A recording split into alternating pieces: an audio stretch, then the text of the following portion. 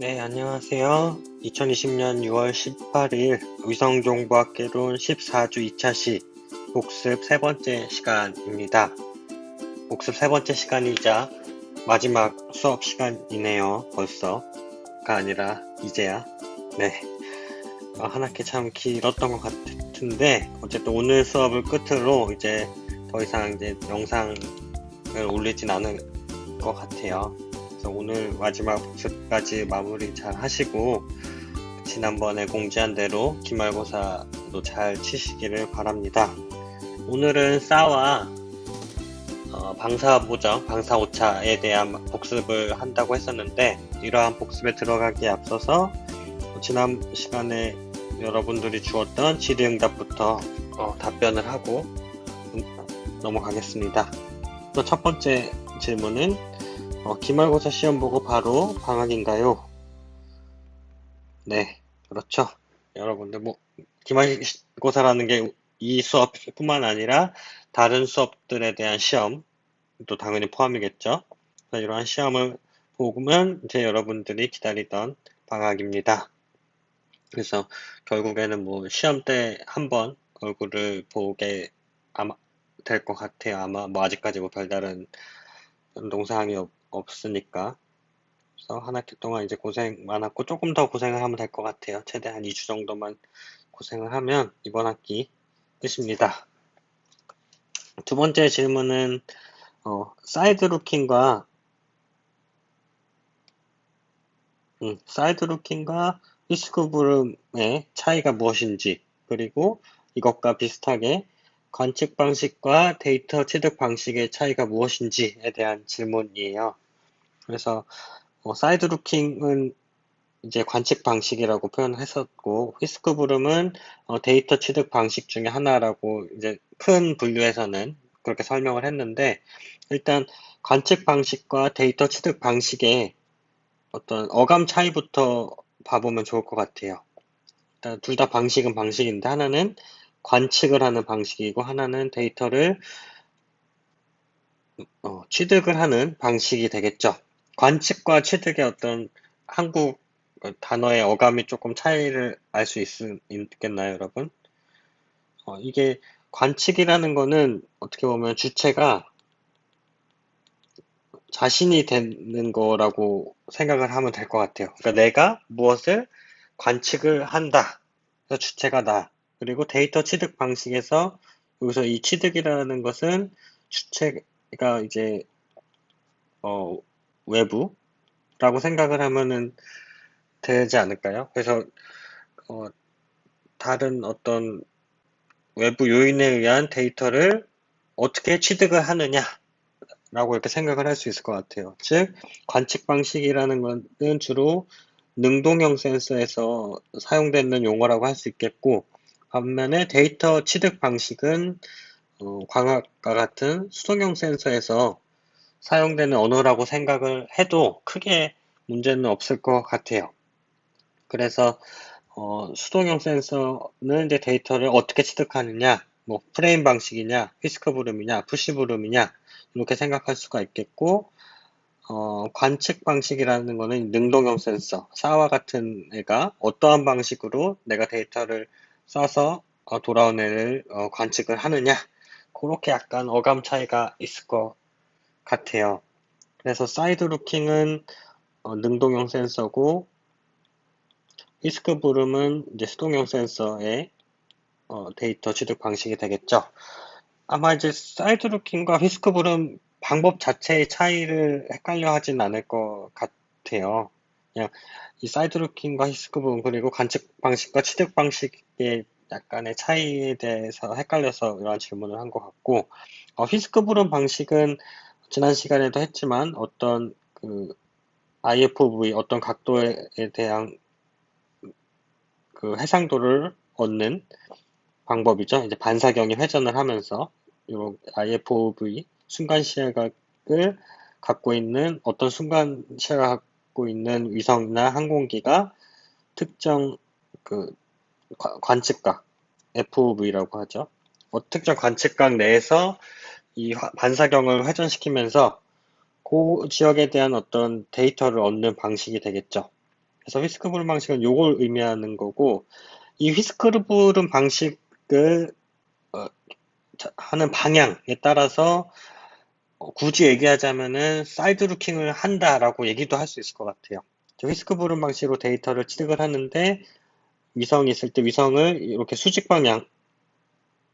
방향으로 볼 것이냐, 아니면 이 위성을 기준으로 어떤 그 촬영각만큼 기울여서 측면을 관측할 것이냐, 수직이냐 수직이 아니냐에 따라서 이 수직이 아닌 경우에는 뭐 사이드 루킹을 했다라고 얘기를 할 수도 있을 것 같은데, 어쨌든 휘스크 부름 방식은 사이드 루킹이다, 사이드 루킹이 아니다 이렇게 얘기한다기보다는 그 휘스크 부름 방식 자체, 즉 반사경을 이용해서 특정 관측폭만큼 데이터를 취득을 한다. 그게 휘스크 부름 방식이다라고 얘기를 하면 될 것 같고요. 이 사이드 루킹 방식은 일반적으로 우리가 사이드 루킹을 하면은 뭐 꼭 그렇게 정해져 있는 건 아니지만, 요쪽 위성이나 원격 탐사 쪽을 전공하는 사람들은 능동형 센서, 특히 사 혹은 RAR과 관련된 얘기구나라고 대부분은 다 그렇게 생각을 할 수가 있어요. 즉 데이터를 쏘긴 쏘는데 이렇게 수직 방향, 휘스크 부름처럼 이제 수직 방향으로 쏘는 경우는 거의 없고, 왜 그런지는 얘기를 했었죠. 쏘는 방향이 이미 이렇게 기울어져 있는 거죠. 특정 각도를, 인시던스 앵글만큼 기울어서 쏘고, 또 이제 돌아오는 에너지량을 가지고 데이터를 취득하는 방식이 사이드 루킹이다.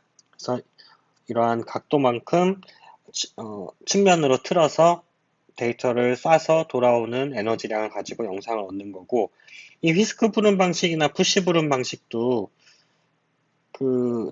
굳이 엄밀히 얘기하자면 이렇게 각도를 틀어서 사이드 루킹을 하기도 해요. 저 얘기했었죠. 그 주기해상도 얘기할 때 이런 얘기를 했던 것 같은데, 주기해상도를 줄이기 위해서 뭐 랜셋 같은 경우에는 일반적으로 한 지역을 촬영하고 다른 그 지역을 또다시 촬영하기 위해서는 뭐 14일이 걸리고, K2, R이랑 2호 같은 경우에는 28일이 걸리는데, 그 주기 해상도를 줄이기 위해서, 재방문 주기를 줄이기 위해서 이렇게 촬영 폭을 의도적으로 틀기도 한다고 했었죠. 그러한 관점으로 봤을 때는 뭐 촬영각을 이렇게 트는 수직 방향이 아닌 데이터를 얻을 수도 있기 때문에, 뭐 굳이 얘기하자면 뭐 사이드 루킹을 한다고도 할 수도 있겠죠. 어쨌든 휘스크 부름 방식과 사이드 루킹 방식은 능동형이냐 수동형이냐 해서부터가 이제 차이가 있다고 보면 됩니다. 그리고 이제 마지막 질문이에요. 사실 질문을 다 돌아오는 주말 일요일까지 받기로 했는데, 아직까지 전부 모든 학생이 다 질의응답을 다 작성해 주진 않아서 현 시점에서는 한 절반 정도가 질의응답 관련된 퀴즈를 제출했고, 그 중에 요 세 가지가 의견들이었는데, 마지막 성적 A와 B 이하의 비율이 어떻게 되나요? 라고 해서 민감한 질문인데 이걸 했어요. 근데 이제 절대평가 방식으로서 A는 최대 50%까지 줄 수 있는 걸로 알고 있어요. 그리고 B 이하, 뭐 B, 또 경우에 따라서는 C도 줄 수 있겠죠. 또 이제 나머지 이제 50%가 되는 거죠. 그래서 뭐 여러분들이 뭐 기말고사를 대부분 잘 보면 뭐 A를 이제 50% 제가 꽉 채워서 줄 수도 있고, 아니면 좀 열심히 한 그룹과 그렇지 않은 그룹의 차이가 조금 있어서 어, A를 50% 채우기 애매한 경우도 있을 수 있겠죠. 그럴 때는 뭐 경우에 따라서 B 이하의 비율이 50%가 더 넘어갈 수도 있겠죠. 안 그러길 바랍니다. 그래서 여러분들이 최대한 많은 학생들, 절반 이상의 학생들이 열심히 공부해서 좋은 학점, A 학점대를 받아갈 수 있도록 하면 좋겠습니다. 자, 이제 스타에 대한 복습을 시작을 할게요. 복습을 시작하기에 앞서서 여러분들이 사 부분을 좀 많이 어려워하는 학생들이 많은데, 사실 어떻게 보면은 그게 당연하다고 생각이 돼요. 이 싸라는 것 자체가 일반 우리가 생각하는 광학이랑 사용하는 파장대도 다르고, 우리가 눈으로 보이는 그런 파장대도 아니고, 뭐, 측면 관측이니, 뭐, 그, 싸라는 어떤 그 합성 개구니, 이런 것들조차 다 생소한 개념들이잖아요. 그래서 사실은 요 싸만 가지고도 뭐 한 개, 한 학기 혹은 두 학기 수업을 해야 될 정도로 굉장히 방대한 양이에요. 근데 그러한 어려운 개념을 이 1학년 개론 시간에 그것도 한 뭐 두세 시간 만에 이제 완벽하게 모든 개념을 이해하기는 어렵다고 생각이 들거든요. 그리고 사실은 이 싸라는 거, 이제 공간의 상도라는 개념은 우리가 일반적으로 광학에서는 뭐 가로에 대한 해상도, 세로에 대한 해상도를 따로 개념을 생각하지 않잖아요. 근데 싸라는 거는 그것조차도 좀 개념이 다르게 생각을 해야 돼요. 원래, 원칙적으로는. 원래 제대로 이해를 하려면. 그래서 이게 크게 보면 이제 레인지 디렉션이라는 게 있고, 비행기가 어, 이렇게 쭉 날아가면서 측면 관측을 하죠. 그래서 이 레인지 디렉션이라는 거는 측면 관측 방식이랑 연관이 있는 그런 해상 개념이에요. 측면 관측 방식을 하는 이유가 그때 뭐라고 했었죠? 그 측면 관측 방식을 하지 않으면은 그 왼쪽에 있는 사물인지 오른쪽에서 온 사물에 대한 신호인지 그것들을 구분하는 게 모호해진다는 얘기를 했었잖아요. 그게 이제 레인지 디렉션에 대한 어떤 해상도 측면이고 이 합성 개구를 통해서 고해상도의 마이크로파 영상을 얻는 거는 요 레인지 디렉션이 아니라 아지무스 디렉션에 대한 공간 해상도예요. 그래서 아지무스 디렉션이라는 거는 이제 비행기나 위성이 쭉 가면 그거와 같은 가는 것과 동일한 방향에 대한 어떤 공간 해상도를 높은 공간 해상도를 만들어주는 기술이 싸라는 기술인 거죠. 그래서 그러한 여러 개념들이 혼재되어 있다 보니까 굉장히 어렵게 생각될 수밖에 없는데 이 수업 시간에서는 이 레인지 디렉션이니 아지무스 디렉션이니 뭐 도플러 이펙트니 뭐 그런 것들에 대한 세세한 지식을 알려고 하기보다는 전반적으로 싸라는 애가 어떠한 개념이고 어떠한 화장대를 이용해서 어떻게 데이터를 취득하는지 그러한 큰 개념만 짚고 넘어가는 정도로 이해를 하면 좋을 것 같아요. 시험에서도 당연히 뭐 그거보다 더 큰 이해를 요구하는 문제는 안 나올 거니까 크게 걱정을 하지 않아도 될 것 같고요. 그래서 싸에 대한 어떤 전반적인 개념 수준만 알고 넘어가면 좋을 것 같습니다. 그에 대한 내용을 간단하게 복습을 해보도록 할게요. 자, 그러면 싸에 대해서 얘기를 해볼게요. 자, 싸가 뭐의 약자인지부터 시작을 할게요. 뭐죠? 신더틱 어퍼처 레이더.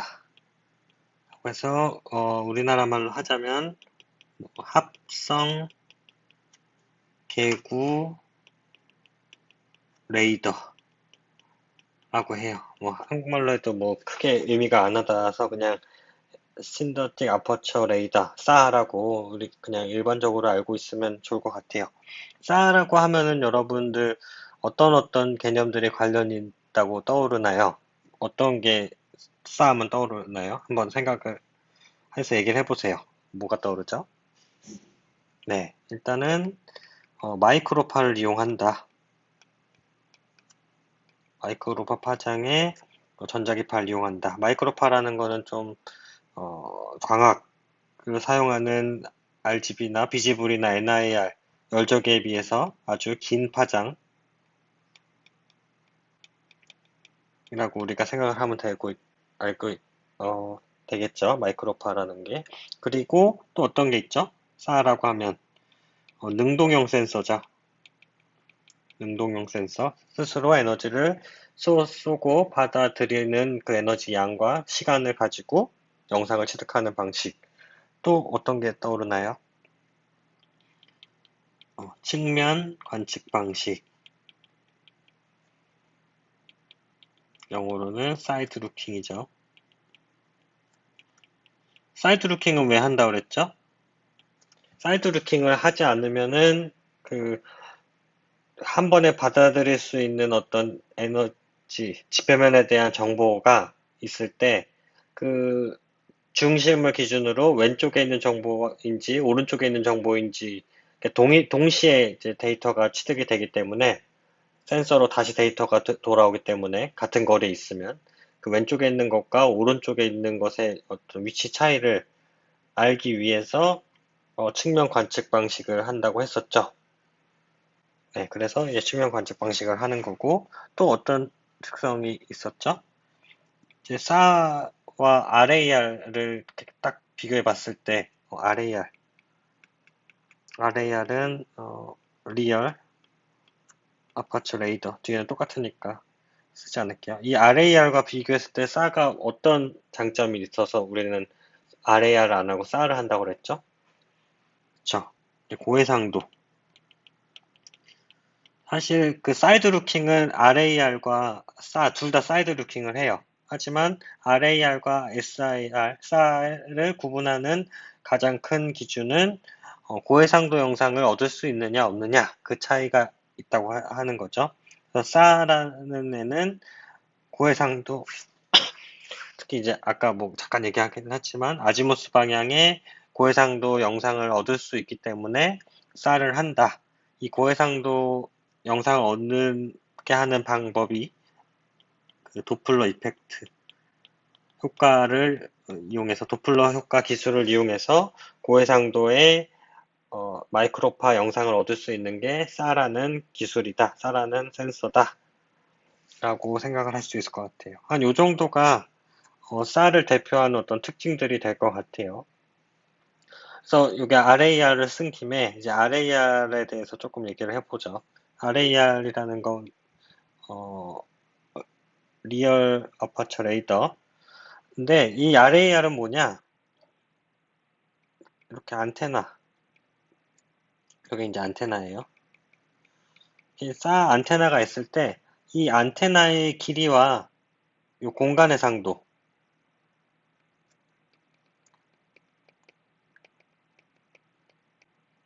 옛날에 여기 제가 다시 한번 봐보니까 이걸 FOV라고 썼는데 엄밀히 얘기하자면 그냥 IFOV가 맞겠죠? 순간시야가. 그러니까 순간시야, 즉 쉽게 생각하면 이 RAR 시스템에서는 이 안테나의 길이와 공간의 상도는 비례해야 하죠. 그죠? 안테나 길이와 공간의 상도는 비례해요. 그 얘기는 안테나 길이가 길면 길수록 그만큼 높은 공간의 상도의 높은 공간의 상도의 마이크로파 영상을 얻을 수가 있는 거죠. 그런데 RAR을 잘 안 쓰는 이유는 이 안테나의 길이를 무한정 막 10m, 20m, 몇 킬로 이렇게 만들 수도 없고 만든다 하더라도 그렇게 크고 긴 거를 위성으로 쏘아 올리기 어렵기 때문에 RAR 위성은 잘 없다고 했죠. 아니면 아주 해상도가 떨어지는 그런 RAR 위성은 있을 수 있어도. 그래서 이러한 한계가 있는 게 RAR이에요. 그러면은 이제 이 RAR과 비교했을 때 SA는 어떠한 기술을 이용해서 이 높은 공간 해상도를 얻을 수 있느냐라는 거죠. 그래서 SA든 RAR이든 똑같아요. 이론적으로 안테나 길이와 공간 해상도는 비례를 해요. 이거는 거스를 수 없는 어떤 물리적인 법칙이라고 생각을 하면 될 것 같고요. 안테나의 길이라는 것은 그냥 여러분들이 쉽게 생각하면은 광학에서는 렌즈의 크기라고 생각을 하면 좀 더 이해가 쉬울 것 같아요. 렌즈의 크기가 크면 클수록 아무래도 높은 공간 해상도의 품질의 영상을 얻을 수 있는 것처럼 안테나의 길이가 길면 길수록 높은 공간 해상도의 영상을 얻을 수가 있는 게 이제 마이크로파인 거죠. 싸에서도 똑같이 안테나의 길이와 공간 해상도가 비례하는데 그렇게 안테나의 길이를 무한정 길게 만들 수가 없기 때문에 마치 그 도플러 효과라는 기술을 이용해서 안테나가 무한히 엄청 긴 것처럼 그 영상을 취득을 하는 그런 기술인 거죠. 무한히 긴 것처럼 높은 공간 해상도에 얻을 수 있는 기술이 이 SA라는 거죠. 그래서 마찬가지로 이렇게 그림 하나 그려볼게요. 안테나가 처음에 이렇게 위성이 이렇게 있고 위성에 안테나가 이렇게 있다고 했을 때 요거에 대한 공간 해상 IF 공간 해상도가 이렇게 있다고 합시다.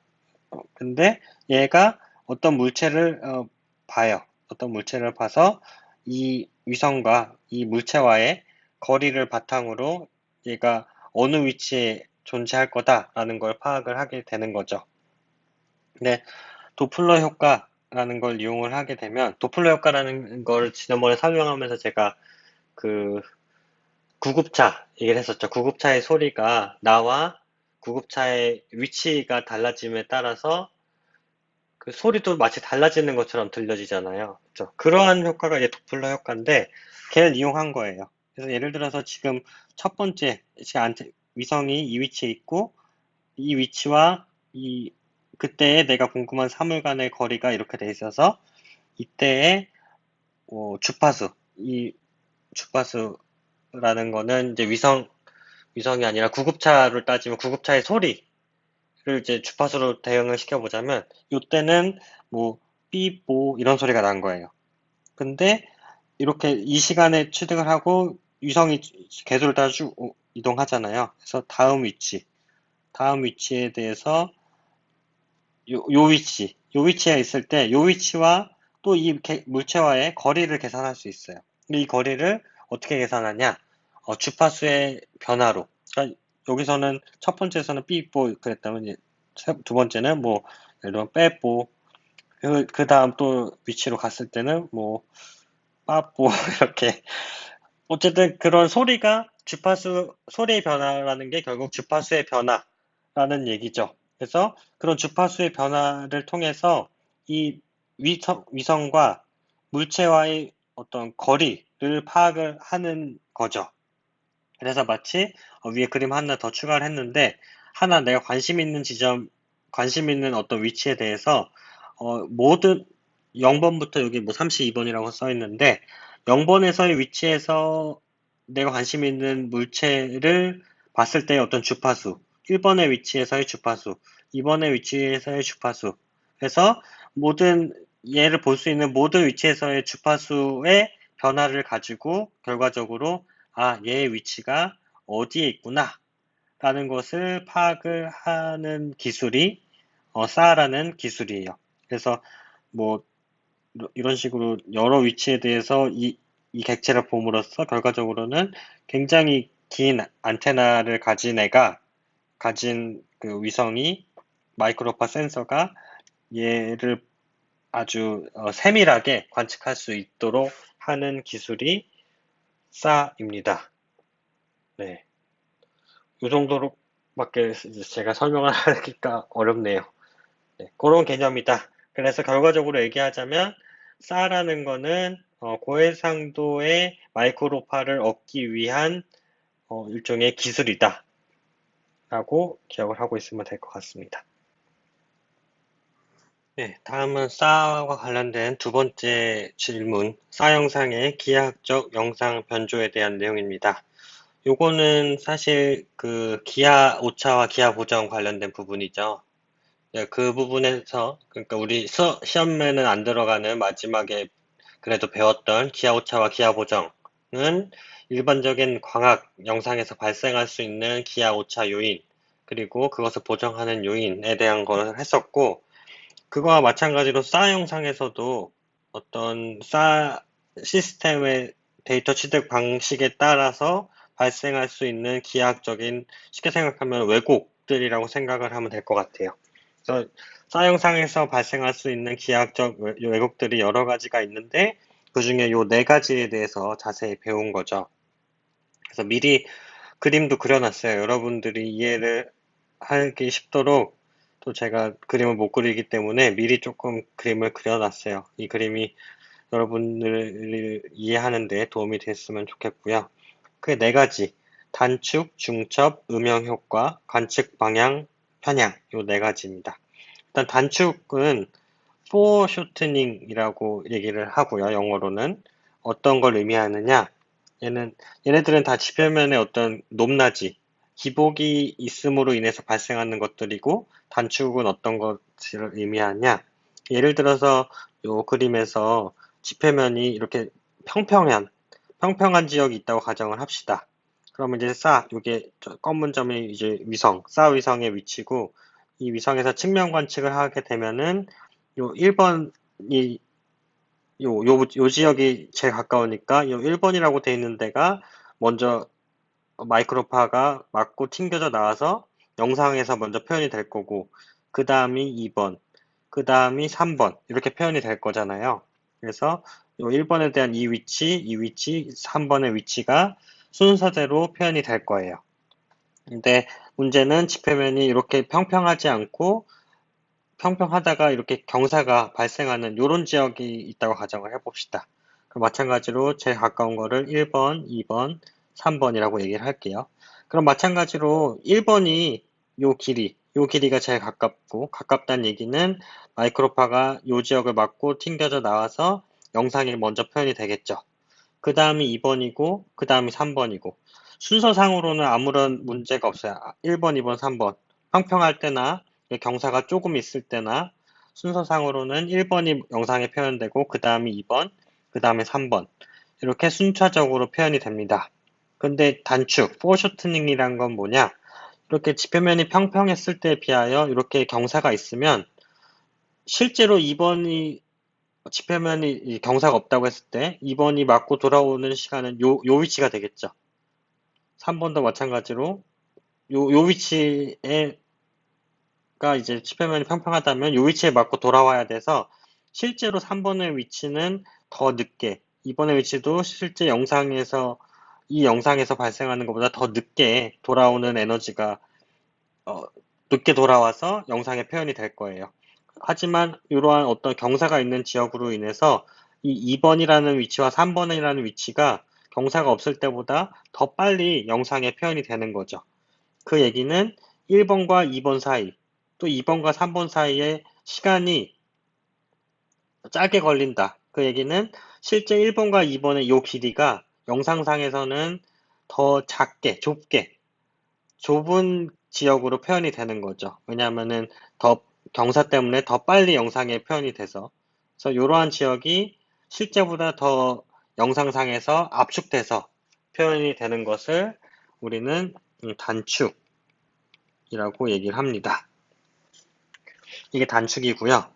중첩도 이론적으로는 단축과 동일해요. 동일한데 어떤 차이가 있냐? 마찬가지로 요 1번이라는 것과 2번이라는 위치를 파악을 해봅시다. 요런 건물이 없다고 했을 때 이 1번, 요 1번의 위치는 요 부분에 맞고 돌아오는 에너지량이고 2번은 이 건물이 없다고 가정하니까 요 위치, 즉 요렇게 다시 그리면 요렇게 되겠죠. 이렇게 될 거예요. 그래서 1번과 2번 프라임을 비교해보면 당연히 1번이 위성과 더 가까이 있으니까 먼저 영상에 표현이 되고 그 다음에 2-번이 표현이 되겠죠. 근데 문제는 요것과 동일한 높이, 동일한 위치, XY 좌표는 같은데 Z 좌표가 높은 이런 애가 건물 같은 애가 있다고 가정을 해봅시다. 그러면은 요 2번에 1번보다 요 2번, 이 건물의 일부에서 맞고 돌아오는 애가, 이 2번이 1번보다 더 빨리 영상에 들어오게 되겠죠. 그 얘기는 뭐냐? 실제로는 1번의 위치가 2번의 위치보다 지리상으로 더 가깝지만, 영상상으로서는 2번의 위치, 이 건물의 윗면의 위치가 1번보다 더 먼저 표현이 되는 거죠. 즉, 실제 기복과는 반대로 전이가 돼서 나타나는 것. 즉, 높은 곳의 위치가 낮은 곳의 위치보다 먼저 영상에 표현되는 현상을 우리는 중첩, 레이오버라고 합니다. 네, 이것도 이제 영상의 경사에 의해서 표현되는 거고, 경사가 좀 작은 경우에, 이 경사가 크지 않은 경우에는 단축이 발생을 하고, 이 경사가 큰 경우에는 이런 중첩, 순서가 뒤바뀌기까지 해버리는 중첩까지 발생하게 되는 거죠. 이게 단축과 중첩의 차이가 되겠고요. 음영 효과라는 거는 아마 여러분들이 쉽게 알 수 있을 것 같은데, 요 똑같이 요 그림을 예로 들면, 요런 건물 때문에 이 건물의 뒷부분, 이 건물 뒷부분에 있는 요 부분은 데이터, 굉장히 크게 되네요. 요 부분은 이제 데이터가 취득이 안 되겠죠. 왜냐하면 이 건물에 가려져서 이 부분은 마이크로파가 도달하지 못하기 때문에. 그래서 이러한 부분에서 발생할 수 있는 것이 데이터가 나오지 않는 그런 효과를 음영, 섀도우 이펙트, 음영 효과라고 합니다. 그래서 이렇게 갑자기 높이가 확 있는 지역의 뒤편은 데이터를 취득할 수 없는 음영 효과가 나타나게 되고요. 마지막으로 관측 방향 편향, 룩 디렉션 바이아즈 같은 경우에는 이 그림을 그려놨어요. 이것도 마찬가지로 이런 건물과 같은 예시로 들어볼게요. 보면은 이 1번과 2번에 대한 반사, 그 마이크로파 예시가 있는데 1번은 뭘 의미하느냐? 요 노란색으로 빗금친 면 보이죠? 이 직육면체에서 이 노란색으로 빗금친 면을 맞고 돌아오는 에너지량을 1번이라고 하고요. 이 2번이라는 거는 이 위성을 기준으로 이렇게 수직 방향에 있는 게 아니라 이 수평 방향에 있는 이 녹색 면 있죠. 이 녹색 면을 맞고 돌아오는 에너지량을 2번이라고 합시다. 즉, 1번은 이 위성과 이 건물의 면이 수직으로 있어요. 수직으로 있어요. 그 얘기는 수직으로 있다는 얘기는 굉장히 많은 양이 1번 벽을 맞고 튕겨 나오게 되겠죠. 예전에 공을 벽에다 튀기면은 굉장히 돌아온다고 그랬잖아요. 돌아오는 에너지가 양이 많아져서 요 1번에 대한 되돌아오는 그 후방 산란 계수 값은 굉장히 큰 값을 갖게 돼요. 반면에 2번 같은 경우에는 벽의 옆면인 거죠. 아이고. 벽의 옆면인 거죠. 벽의 옆면을 맞고 돌아오는 양은 많지 않는 거죠. 대부분이 이 벽과 수직인 면을 맞고 돌아오는 양이 되겠고, 이 벽의 옆면, 이쪽 면에서는 많은 양이 맞고 돌아오지를 못해요.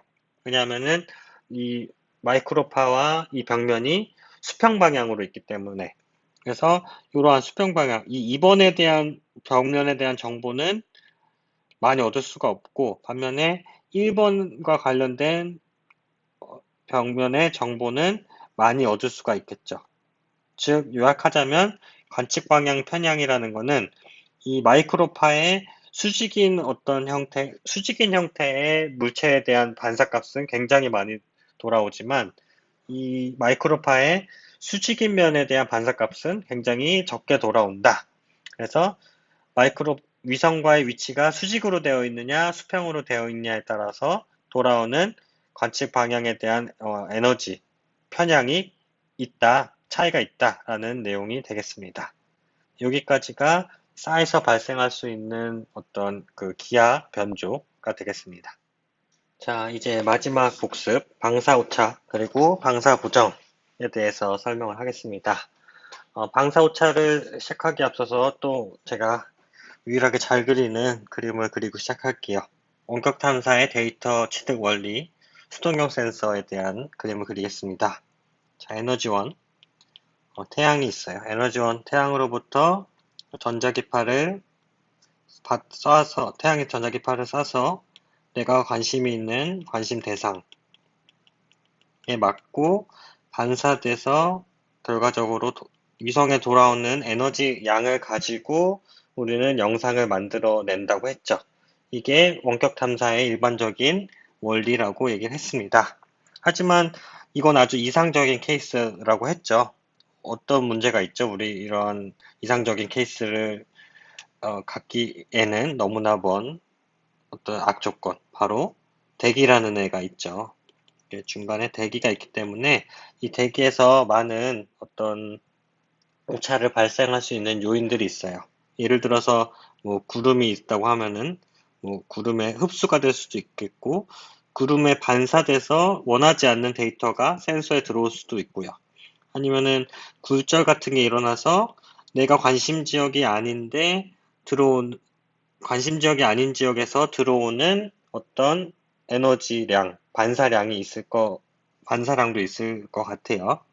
그래서 이러한 구름 지역에서 일어날 수 있는 흡수라든지 또 어떤 대기 중에 있는 물질에 의해서 산란이 일어나서 이 산란된 값이 요 위성에 들어올 수도 있고 아니면은 굴절, 아까 얘기한 대로 굴절에 의해서 원하지 않는 데이터가 들어올 수도 있고요. 그리고 뭐 반사, 구름이나 내가 관심 있지 않는 지역에서 또 반사가 되어서 요 위성에 들어올 수 있는 거죠. 원하지 않는 정보가. 즉, 다시 한번 얘기하자면 지표면 혹은 지표면, 이렇게 지표면이나 이런 대기에서 흡수, 굴절, 반사, 산란 이러한 어떤 작용들에 의해서 원하지 않는 반사량이 센서에 들어오게 되는 것. 그게 이제 방사 오차가 되겠습니다. 그래서 이 센서에 들어오는 에너지 반사 값의 총량을 LT, 토탈이라고 했을 때, 이 LT는 우리가 다시 할게요. 이 센서에 들어오는 총량을 센서에 돌아오는 반사값을 LS라고 했을 때, 이 LS는 관심 대상, 내가 관심 있는 타겟에서 들어오는 LT와 내가 관심이 없는 다른 경로로 들어오는 LP의 합으로 나타낼 수가 있어요. 즉 센서에 도달하는 총 반사 에너지량은 관심이 있는 타겟으로부터 오는 반사량 LT와 관심이 없는 다른 경로 패스로부터 오는 에너지 반사량 LP의 합으로 나눌 수가 있다.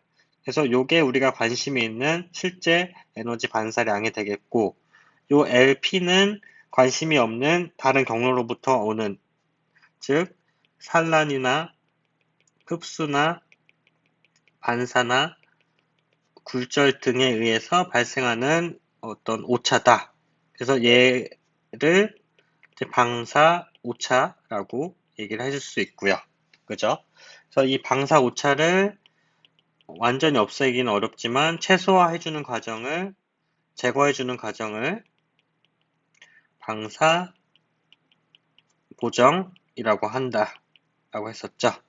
그래서 이게 이제 방사 오차와 방사 보정에 대한 전반적인 개념이 되겠고, 방사 보정은 크게 두 가지 방법으로 할 수 있다고 했어요.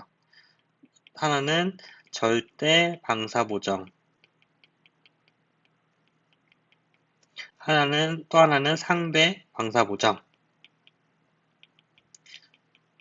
이 둘의 차이는 뭐였냐 하면은 절대 방사 보정은 어떤 아주 복잡한 수학적인 대기 모델식을 이용을 해서 이 돌아오는 LS, 이 돌아오는 센서에 도달되는 반사량을 실제 내가 관심이 있는 지상의 반사율로 변환하는 과정을 절대 방사 보정이다. 즉, 이 관심 대상에서 나오는 어떤 반사값, 로라고 했을 때, 로 값, LS 값을 요 관심 대상에서 나오는 이 반사량으로 변환해주는 과정을 절대 방사 보정이라고 합니다.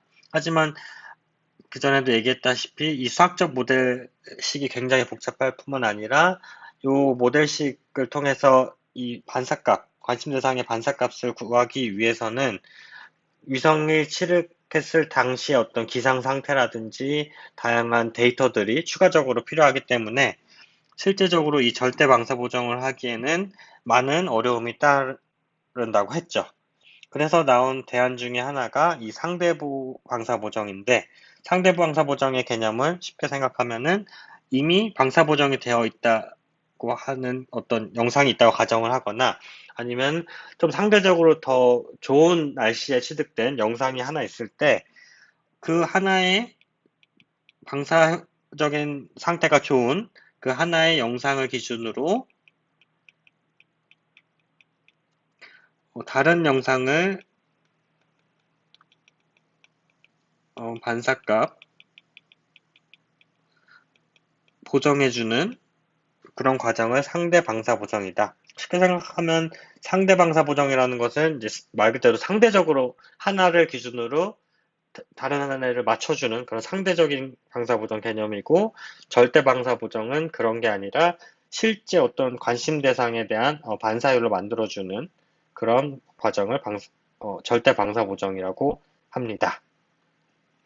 네, 이렇게 이제 방사 오차와 방사 보정에 대한 복습도 마무리하도록 하겠습니다. 자, 네, 이렇게 해서 복습까지 모든 수업을 마쳤어요. 여러분들 정말 여러분도 처음 경험하셨을 거예요. 그죠? 대학 생활도 처음일 텐데 이제 비대면 강의로 그걸 또 해야 되니까 굉장히 혼란스러웠을 것 같고 많은 고충이 있었을 거라고 생각이 들어요. 하지만 그럼에도 불구하고 마지막까지 수업을 잘 따라온 여러분 스스로에게 각자 이제 박수를 보내면 좋을 것 같아요. 네, 여러분들 정말 수고 많으셨고 어, 수고한 만큼 이제 마지막 이제 기말 시험까지 공부까지 열심히 해서 기말 성적도 잘 받았으면 좋겠어요. 예, 끝까지 열심히 해주시고 별다른 공지가 없는 한 지난 시간에 얘기한 대로 기말고사는 6월 30일 화요일 지난 시간에 말했던 강의실 그 시간에 보도록 하겠습니다. 혹시 뭐 변동사항이 있으면 제가 따로 녹음을 해서 다시 파일을 하나 더 올리든 어떠한 형태로든 공지를 할 테니까 걱정을 하지 마시고 일단은 새로운 공지가 있기 전까지는 대면 시험을 본다라고 생각을 하고 있으면 될 것 같습니다. 뭐 기타 뭐 이제 한 주, 두 주 정도 남았는데 두 주까지도 안 남았죠. 이제 두 주도 안 남았는데 한 열흘 정도 남은 것 같은데 시험까지 그 기간 동안 또 궁금한 게 있으면은 뭐 LMS 게시판이라든지 아니면은 하루간 309호로 찾아오시면 제가 답변을 해주도록 할게요. 뭐 학생 한 두 명 정도 한번 질문하러 온 건 아니고 보러 왔었는데 뭐 그렇게라도 이제 얼굴을 보게 돼서 좋았고 뭐 다른 학생들도 궁금한 점이 있으면은 언제든지 여기 제 방문이 열려 있으니까 언제든지 와서 질문을 해도 좋습니다. 네, 마스크 끼고 보시면 됩니다. 자, 고생 많으셨고 한 학기 동안 네, 유종의 미를 거둘 수 있기를 공부를 열심히 하시길 바랍니다. 네, 수고하셨습니다.